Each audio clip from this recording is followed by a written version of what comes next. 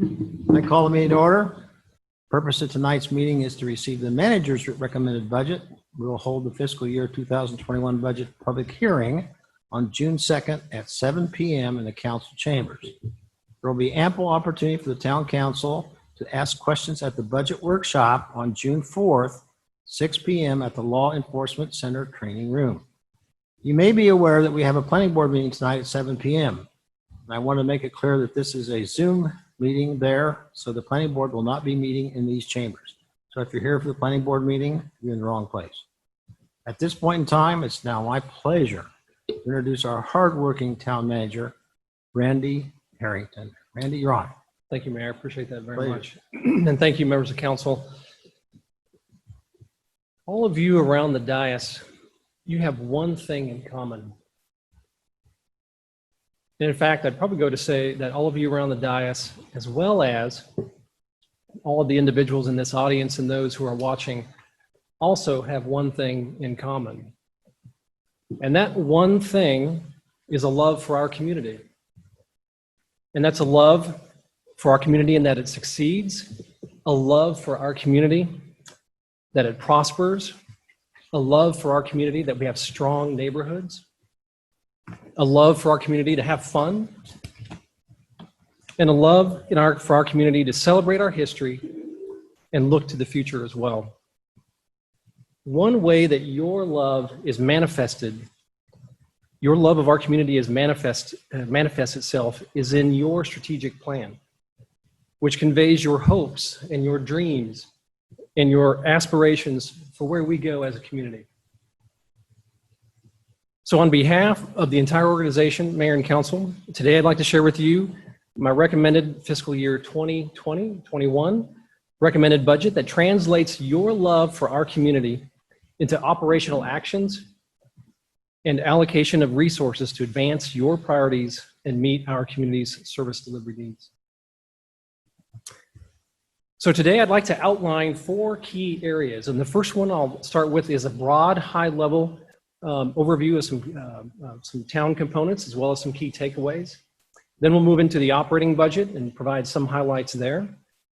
Then we'll move into the community investment plan and then round out with a discussion on personnel and other recommendations that are in the budget. So some key takeaways. First off, obviously we know that the impact of the COVID-19 virus has had an impact on the economy locally, statewide, and as well in the nation. And this budget is developed with that in mind. It also enhances our long-term planning for future public infrastructure. It redesigns the stormwater program to address fee inequities and better respond to aging infrastructure repair needs. I'm also recommending a revenue-neutral property tax rate of 42.16 cents. And this budget, I believe, continues a strong investment in our employees. So let me start with some population information. You all may recall that our community has grown at about 1,500 to 2,000 individuals roughly over the past 5 to 7 years. It does look like that in the next year that we will surpass the 40,000 mark with a projection there of 41,726. And I think we all know that Holly Springs is an extremely desirable community here in the Research Triangle area. It's also somewhat interesting to look at our growth in square miles, our corporate town limits. So here, for any of you history buffs, here's when the original charter was made in 1876. This was the original town limits for Holly Springs. If you start to expand that out from 1877 into 1990, you see the lime green shaded area where the town has grown. Looking a little bit further from 1991 to 2000, going from 2001 to 2010, and then finally 2011 to 2020. And so obviously that population growth has also resulted in the expansion of those corporate limits to approximately 18 square miles today. And this corporate limit growth has also shaped the service delivery of our community. As I mentioned at the start, the strategic plan has been a foundation for the development of this budget. And it revolves around your vision for who we are as a community, as well as 5 strategic priority areas. Those include economic prosperity and diversity, engaged, healthy, and active community, organizational excellence, having responsible and balanced growth, and being safe and friendly. And as you've heard me say a number of times, these priorities provide that roadmap for us as an organization and us as a community in terms of how we move forward. Looking at the real high level, the total budget, all operating and capital funds together, totals $68.2 million. And this is a 5.7% increase from the current fiscal year adopted budget. 3 core revenue areas comprise approximately 75% of the revenues that come into our community. The first one is ad valorem taxes, or really what we often term as property taxes, the tax based on the worth of property. Also water and wastewater sales, and then sales taxes and other licenses. On the expenditure side, again, a balanced budget, $68.3 million. And the highest expenditure category involves public safety, which is typically pretty traditional and what you would expect in a community, in a municipality, where public safety is a high top priority. Also investment in general government, debt service, public works, our development departments. Then you see the others are parks and recreation, water, and the other various funds. Kind of rounding out this section of providing an overview and some general highlights. When you look at all of the proposed operating expenditure changes that are recommended in the budget, those total approximately $3.6 million. And you can see from the pie chart that they are dispersed 40% for responsible and balanced growth, 35% in organizational excellence, 22% in safe and friendly, 1% in economic prosperity and diversity, and 2% in engaged, healthy, and active communities. Although those 2 percentages might be low, there are still major efforts that are underway in those particular areas. So let me transition now into the operating budget and some of the highlights there. When you look at the general fund, if you look at just the operating and debt service, the debt service comprises $7.8 million, and the general fund operating expenditures total $39.4 million. On the left side of the table, you see the property tax and sales tax, which represents together 64% of the revenues for the general fund, the key bulk of those revenues. And then you see other licenses and fees. On the right side, these are what you might think of as your core traditional municipal services. And I'll note that this does not include water, sewer, or stormwater. But again, you see public safety, parks and recreation, public works, development, some of your core components that comprise the various components of the expenditure side. In the general fund, I'm recommending 3 fee changes. These include refuse and recycling, which together are pass-through costs from our private vendor, our private refuse and recycling vendor. And then a 50-cent increase on yard waste to fund new yard waste collection equipment. The Mayor and Council, I must say, I was not trying to be cute when the total came to 99 cents, but that is just how the numbers worked out in terms of the total fee impact on the general fund.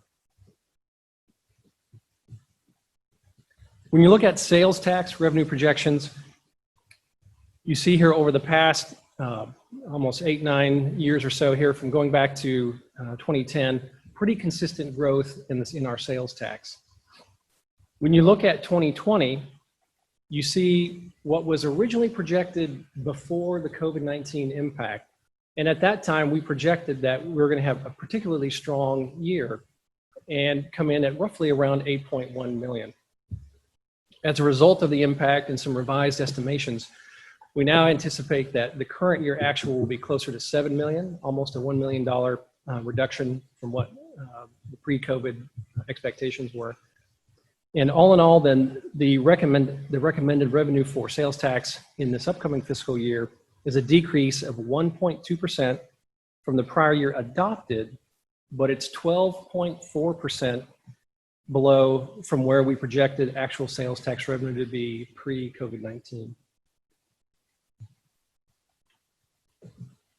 looking at the total property valuation side, following the January 1st, 2020 revaluation of property by the county tax assessor, total property value in Holly Springs increased together 20% to a total of $6.1 billion.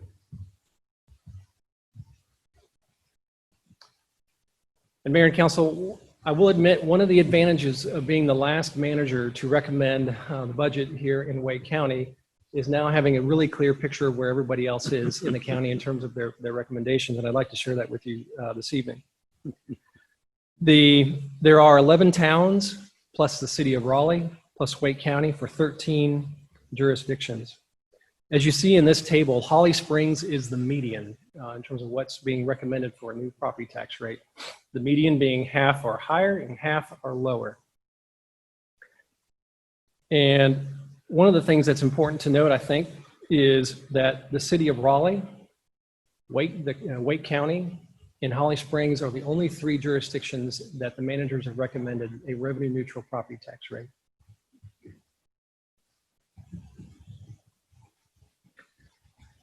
Again, related to the revenue neutral property tax rate, it's kind of a tough term to think about, and oftentimes you don't. Oftentimes you'd go to the town attorney to get a description or a translation of what a particular statute says. But in this particular case, I think the statute is really clear about what a revenue neutral property tax rate means. And that is, it's the rate that is estimated to produce revenue for the next fiscal year equal to the revenue that would have been produced for the next fiscal year by the current tax rate if no reappraisal had occurred. So our current tax rate was 48.25 cents. Using the prescribed formula required and outlined in the North Carolina General Statutes, the new revenue neutral rate is 42.16 cents. And again, that is the rate that I'm recommending to you this evening.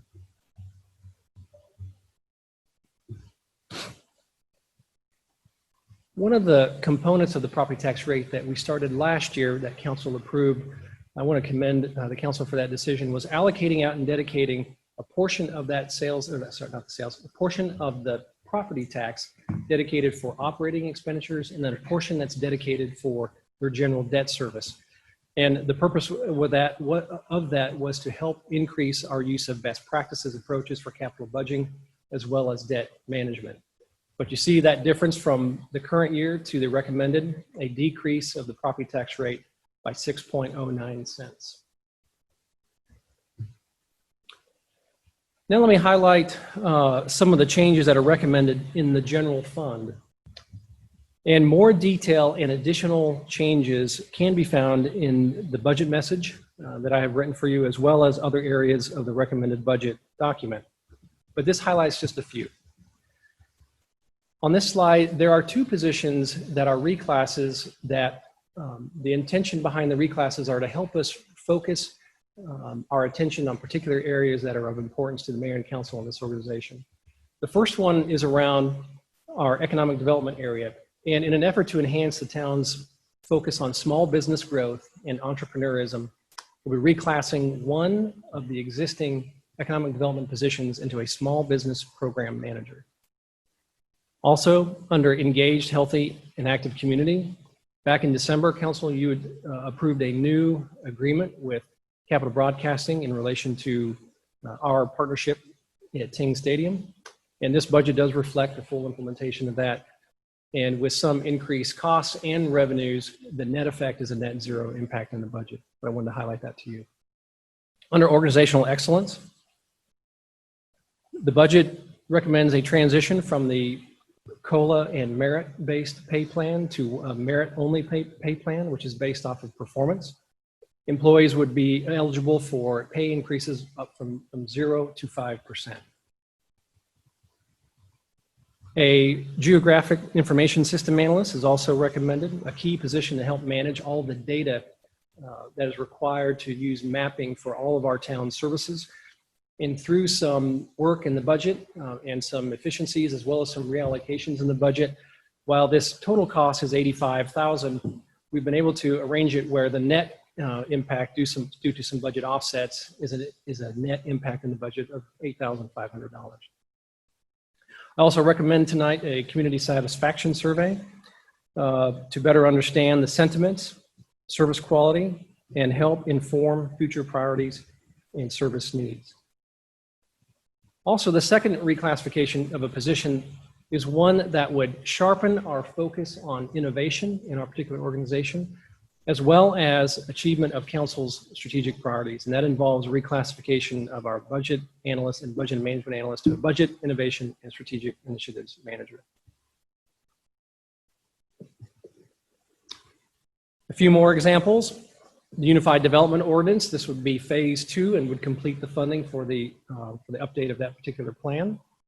There's also funding in the budget for an I-540 small area plan up around the Holly Springs Road I-540 area. Also, 2 public works technicians who would focus on concrete work. This would primarily help us in the construction of sidewalks as well as sidewalk repair and other concrete repairs that are needed around town. A solid waste manager position that would be a professional position to lead the town's solid waste program and our community outreach efforts, as well as education efforts around solid waste and recycling. And then in safe and friendly, a little bit over $330,000 for the replacement of police vehicles for patrol as well as investigations. And then as well, an animal control supervisory position. And this one, we have experienced a 33% increase in our calls for service since 2015 related to animal control. And so this position would provide additional workload capacity, as well as provide new capacity to provide this service on a 24/7 basis, which right now we're currently not able to do. So wrapping up in the general fund, just to summarize, there are $2.9 million of new or changed expenditures in the general fund. And again, here on the pie chart, you can see the allocation of where those would go, with 43% related to organizational excellence, 28% to responsible and balanced growth. And then you see safe and friendly and the other areas in terms of where those investments are targeted. One of the other items, some council members remember this from last year, and one of the things I'd like to point out is it can be difficult for residents to determine what they pay for general fund services. So this receipt, if you want to call it, is intended to help simplify that understanding for the typical homeowner. So on the left side, you see using the median home value. This is $333,777. Again, the median being half of the homes in Holly Springs are less in value, half are more in value. So in this particular household or residence, they would pay on an annual basis $1,636 in taxes and fees. Now on its face, this is a significant amount of money, but it's also an incredible value that comes with a lot of services and benefits to our community. For example, this translates into a daily cost of $4.48 per day for that household. For that, residents get access to over 140 miles of roadways, over 17 miles of greenways, over 500 acres of parkland space, 69 sworn police officers, 57 firefighters on duty that particular day, investment in new roads, parks, and recreation and town facilities, and also refuse, recycling, and yard waste collection. So when you tally all that up, again, just wanted to point out that I believe that this is a great value for our citizens and our taxpayers. Now let me say just a few words and transition to the utility fund. I'll say just a few highlights here. And when I talk about the utility fund, I'm talking about the water and sewer functions of our government. And under organizational excellence, some sewer pump station compliance to ensure that we're in compliance with our capacity limits, as well as environmental regulations. Some funding for the new public works campus planning. This isn't all the funding that's needed for planning and design, but this would get us going under some anticipated property acquisition that could occur here in the upcoming future. Also under responsible and balanced growth, increased water purchase costs from Harnett County. The town does purchase all of our water from Harnett County. And this year they informed us of a cost increase. The water reclamation plant has a new technology system that helps us to operate the plant remotely and using technology to be more efficient, called the SCADA system. Also, Avon Ferry Force Main. This is a large project, and this one is asterisked. We'll be coming back to you on this one with our financial advisor related to some potential options that we might move forward in the financing of this particular project. That will come later this summer and early fall. And then under safe and friendly, some regular maintenance and repairs to our water reclamation plant. Again, talking a little bit more about water and sewer and our rate comparisons, using the data from the UNC School of Government, we put together and tried to compare where our rates fall in comparison to others in the state. If you look at that 50-mile radius, the median bill is a little over $81. If you look at a 100-mile radius, that median bill is close to $80. And then statewide, the median bill is about $78.25. This recommended budget assumes a 3.6% rate adjustment and a usage of 5,000 gallons a month for the typical household. And that 3.6% then equates to a couple components. One is a 2.6% increase related to the new Harnett County purchase water contract, cost increases that I just mentioned that are passed through, plus 1/3 of the water CPI inflation rate to help keep up with the cost of doing business and fund water and sewer capital reserves for upcoming infrastructure investments. The typical residential bill under this plan would increase by $1.64 per month to a total of approximately $72.26. I think it's also important to note that the average Holly Springs residential bill is 7 to 10% lower than other utility customer averages within the 50, 100-mile radius as well as statewide. There's also one other fact that I'd like to share with you. And you know, I always like to break elements down to its most simple form. And when you think about the typical residential bill at $72.26 per month, if you think of a typical household using 5,000 gallons in a particular month, that equates to 166 gallons of water being shipped, distributed, pushed through pipes to our homeowners and residences, 166 gallons per day. That cost is $2.41 on a daily basis to ship those 166 gallons and then to take it all back and clean it and in a way that then we can discharge back into lakes and streams. I think that's a pretty remarkable feat. When you think about, you could go to the store and buy a large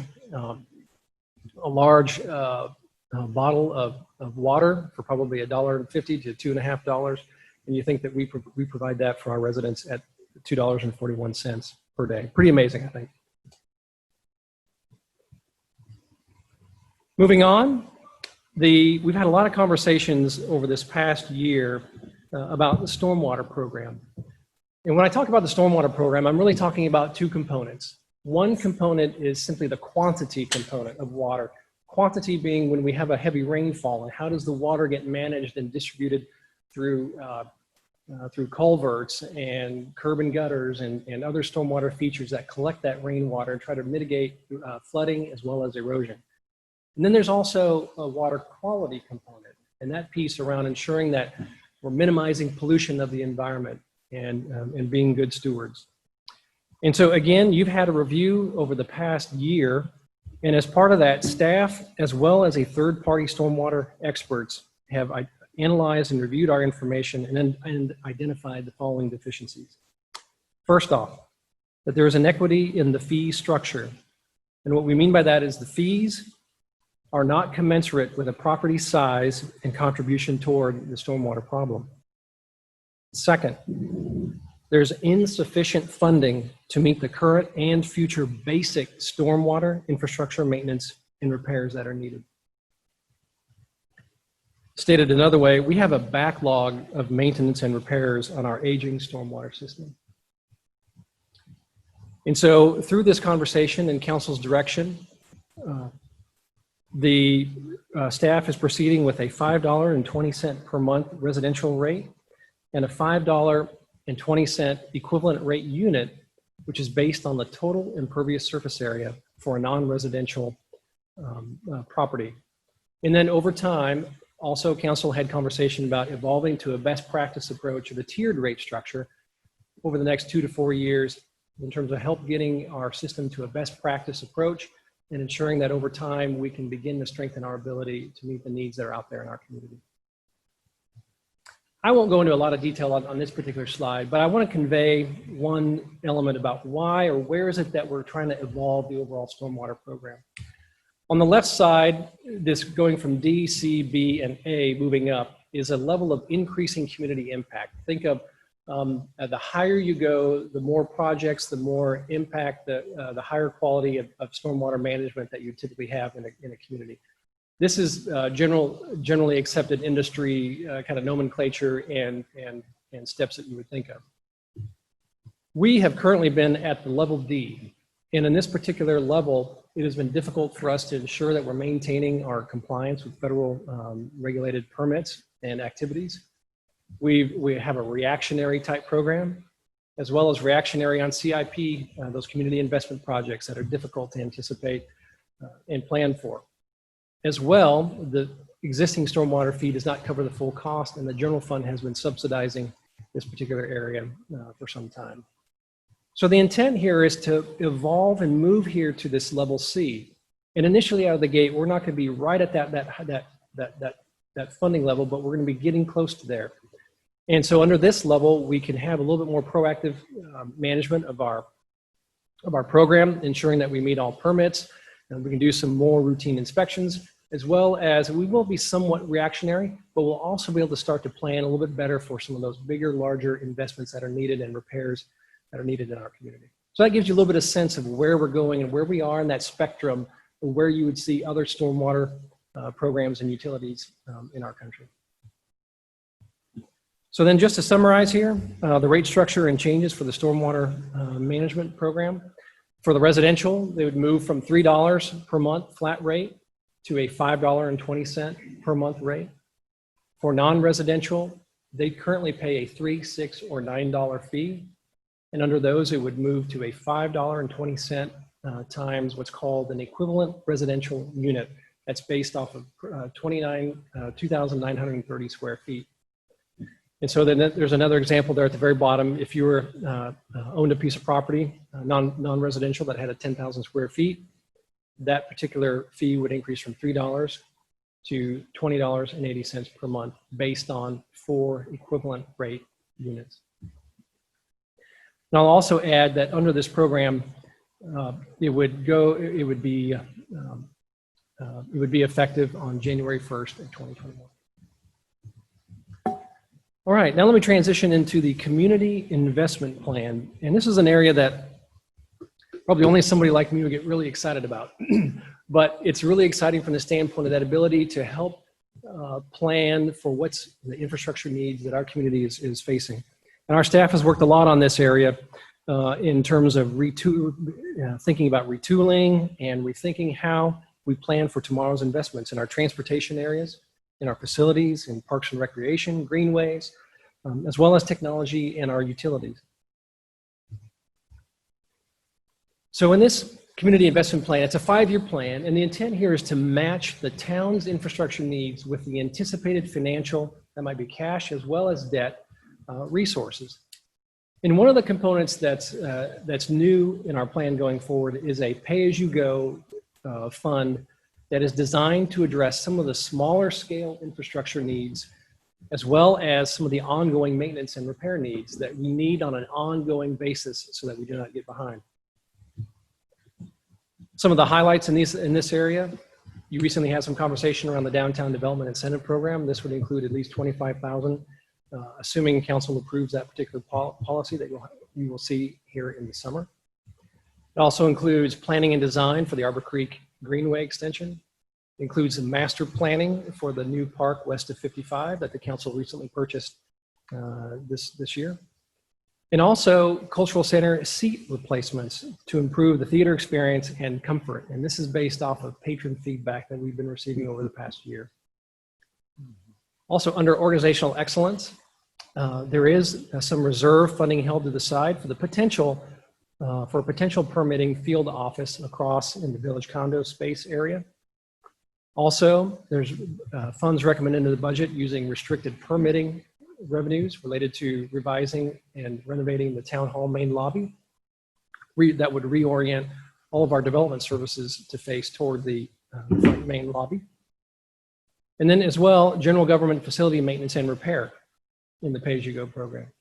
Under responsible and balanced growth, Avon Ferry Force Main, which I mentioned a little bit earlier, the comprehensive transportation plan.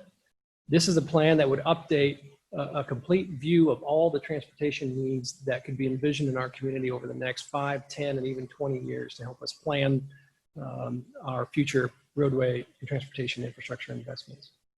The budget also includes a recommendation for funding for sidewalks, pedestrian and bike safety improvements.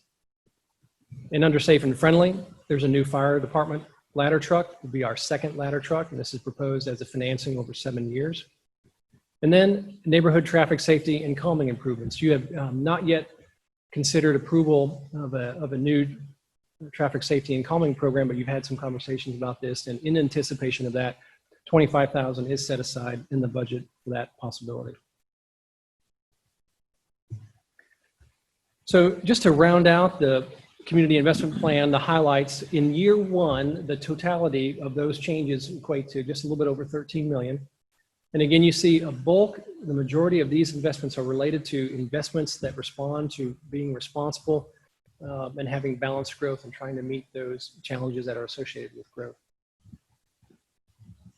Let me transition now into some other recommendations.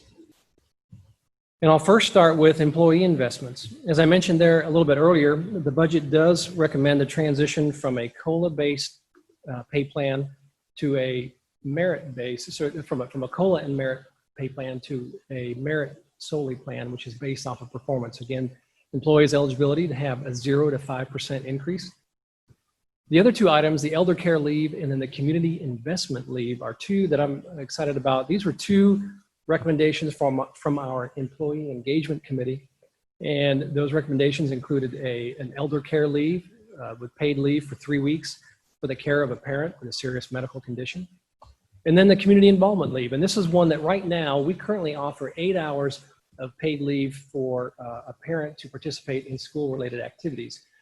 And so the thought here is to change and adjust this so that it can be used for either school activities or community volunteerism for any employees who may or may not have children and want to participate in some other areas that really benefit our community. So two components there. And then the health insurance program, based off of our claims experience, there is a 9.5% increase. I won't go through the details there on what the pay or what the health insurance plan looks like, but the table down below does give you the specifics on what employees pay, as well as spouses and the other options that are available to our employees. The other thing I'd like to talk about is some realigning in our organization. Successful organizations are always looking to position themselves for the future. In the private sector, this typically revolves around new customer preferences and new products to address those needs. And in the public sector, it typically focuses around growth and the associated pressure on service delivery. Our organization, as you saw at the start there, we have grown, as you saw from the one slide, over the course of the last 100+ years. And our organization has repositioned itself many times in the past. And today I'd like to share some planned organizational realignments that will help us to continue our success into the future. And why are these being recommended? And there's really 4 core areas. First is around simplifying our leadership and resource management. Related to that, enhancing the town's ability to plan, maintain, and manage utility and infrastructure assets. Right now, one of the challenges and opportunities that we have is that our water and wastewater functions are managed by 3 different departments. That can be a challenge at times when we're trying to move forward and address some of the acute needs that we have in our community. So this would help on this. So this is one of the values that was brought forward in terms of the thought process on this realignment. And then simplifying our customer service experience. In our development services right now, there are 3 different departments, and they do a great job. But we have 3 different departments where individuals have to decide or try to determine where to go, who to go to. Do I pay a check here? Do I pay a check there? And so this ability to try to simplify that customer service experience. Also, thought was given to coalescing like services, try to make it complementary as much as possible. So let me highlight those just a little bit more detail for you. This is an organizational chart, kind of the core basic organizational chart for our town. And the area that I'd like to talk about is this side of the chart, talking around, conveying around development and infrastructure. So in the first area, we would create a new utilities and infrastructure services department. This department would be comprised of elements of engineering as well as water resources. And water resources would combine our wastewater and our water program. In development services, it would coalesce our planning and zoning department, our code enforcement department, as well as components of engineering into one new development services department. And then in public works, a couple of the changes with some of the water components coming out of public works into the new utilities and infrastructure services department. That department would change, but they would also add a facilities maintenance component that would move out of Parks and Recreation and into the public works department. So those are the overall area adjustments. And I do want to point out one thing, and that is that this is still preliminary, and this budget does not reorient or realign from a financial perspective these various components. But what we'll be doing over the next 1 to 2 months would be refining this structure, ensuring that we've got the right thing to move forward. And then with the anticipated go live date of October 1 of this particular year. All right, transitioning on a little bit more. I think that at this particular point, we believe that we have a conservative budget in the way we've projected our revenues.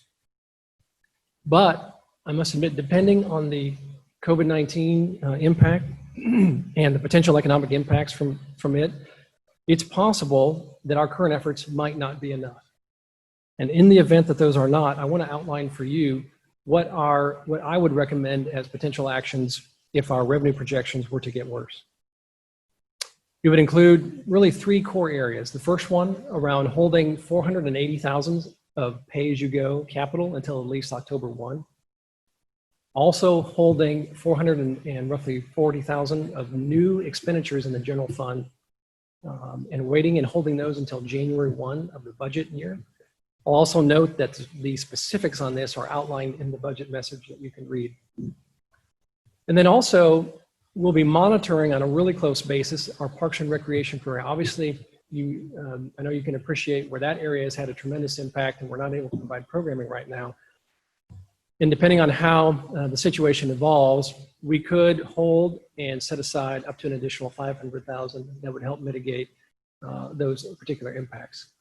In the event that we need it even further, there are additional tools such as hiring freezes and reductions in targeted as well as across the board expenditure cuts. We hope that we don't need to go to that particular place, but I just want you to know that there are a variety of tools that that can be used. One of the others that I'll note that is not recommended at this particular time, many other municipalities, as we understand here in Wake County, are dipping into their fund balance to help meet their community service needs and balance their general fund budget. I am not recommending any appropriation of fund balance, but as far as all of our tools are considered, it is your rainy day fund, and it is in place for extreme situations that may be needed to be tapped. So I just want to outline that to you all. Right now it's not being recommended, but of course that is one of your other continued backstops. All right, so in conclusion, Mayor and Council, I want to highlight a couple components that will summarize and try to boil it down to the nuts and bolts for our residents. What type of an impact will they experience? And if you look at only the fee adjustments in the general fund as well as the stormwater fund, I wanted to outline what those fee impacts only would be. And you see the comparison here between the current year, FY20, and then what's recommended here in FY21 for refuse, recycling, yard waste, water and sewer, and then stormwater. Also noting that the stormwater fee, again, going back to the implementation date of January 1 of 21. And so the difference between what residents currently pay to what I'm recommending in the upcoming budget is a difference on a monthly basis of about $4.83. That equates to 15 cents on a daily basis of change. Now, when you take that and extrapolated it just a little bit larger, pulling in the property taxes, I wanted to give residents and the mayor and council a little bit better feel for, well, what is it that I really pay? Sometimes it can be so hard to figure out what is my financial impact in my investment in my local government. And so using some examples of 100,000 and then 333,000, which again was at median tax value in our community, and then at 450,000, you can see here what those households will pay in annual sales or property taxes and fees, as well as what their monthly comes to, and then what it equates to on a daily basis.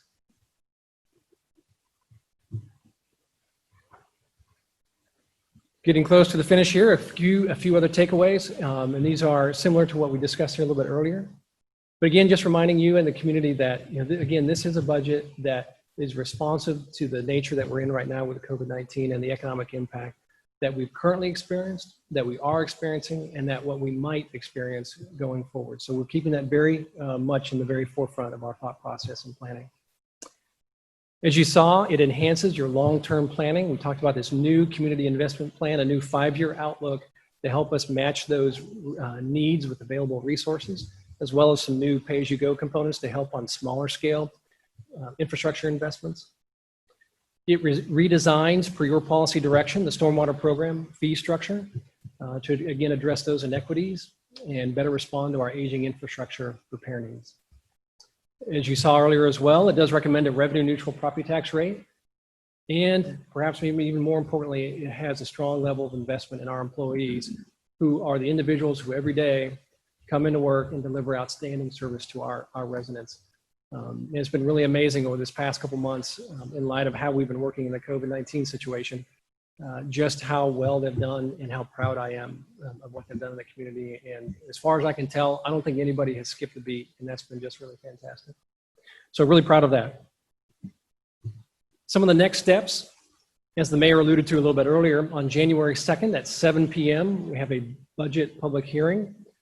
Any residents, community members are invited to share any feedback on the recommended budget.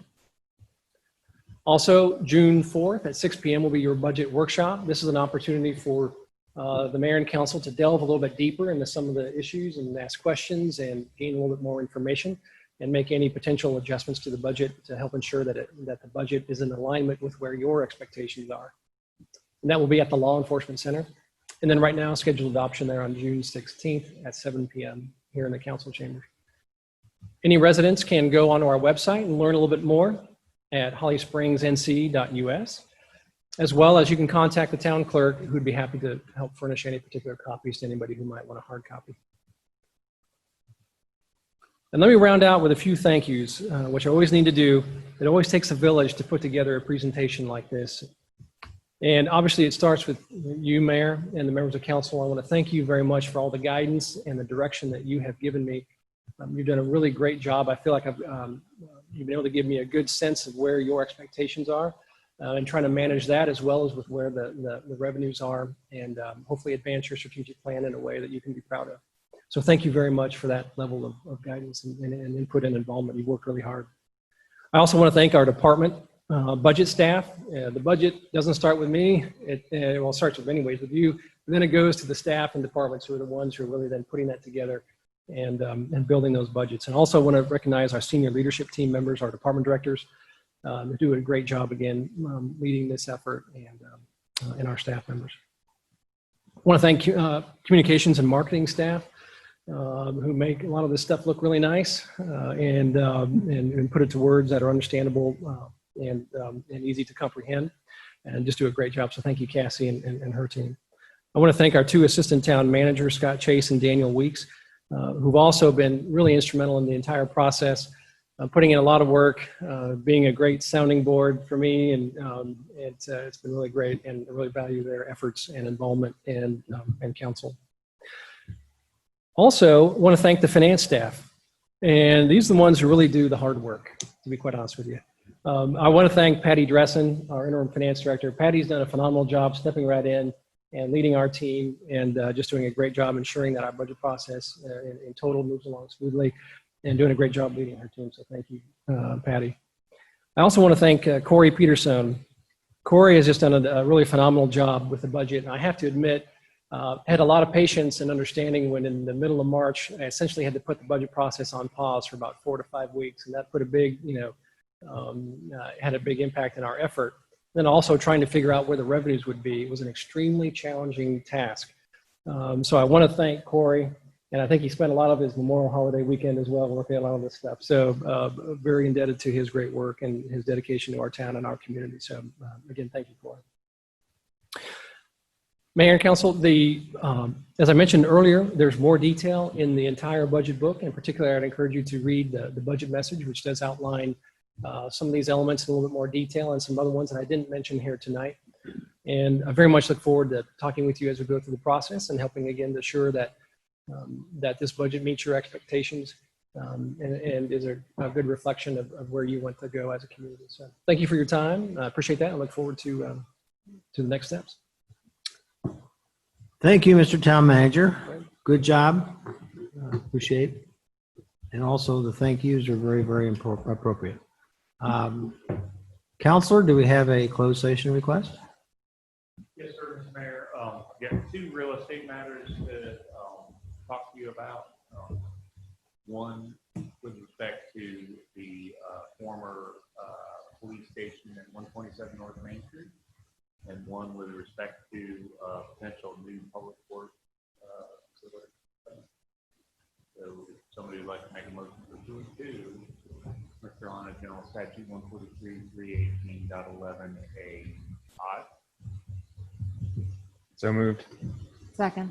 Motion made and seconded. All in favor? Aye. Motion passes. Thank you. Into closed session. Thank you all for coming.